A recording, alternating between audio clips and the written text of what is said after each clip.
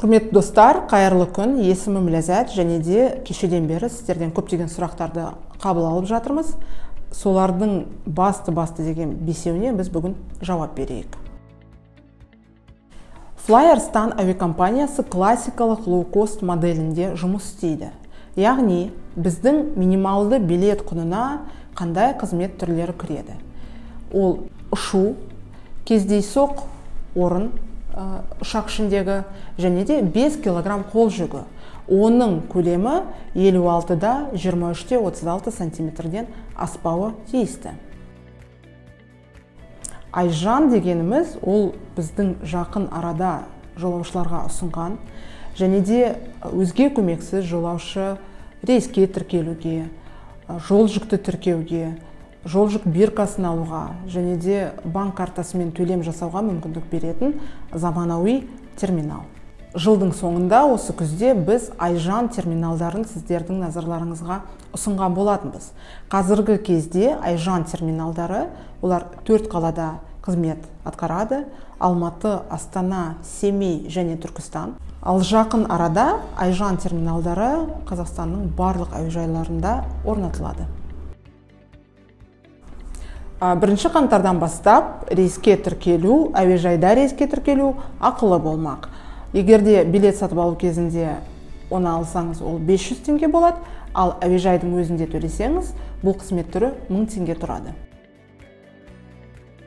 Алайда, енді Flyerstan жолаушыларына тек қана ақылы рейске тіркелу қолжетімді деп ойлап қалмаңыздар, себебі олай емес. Тегін, ақысыз рейске тіркелу әрқашанда қолжетімді, және де ол flyerstan.com сайты, я болмаса Flyerstan мобильді қосымшасы арқылы жүзеге асырылмақ.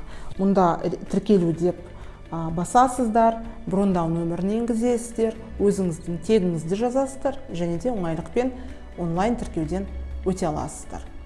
Онлайн тіркеу ұшуға 30 күн қалғанда ашылады, және де ұшуға 40 минут қалғанда жабылатынын ескертеміз. Егер сіз әуежайға келдіңіз, мәселен ұшуға 2 сағат, я болмаса 1,5 сағат уақыт қалды, енді мен тек қана ақылы тіркеуден өте алам деп ойлауда қателік болар, себебі мен жаңа айтып кеткендей, онлайн тіркеуден өту ұшуға 40 минут қалғанда жабылады.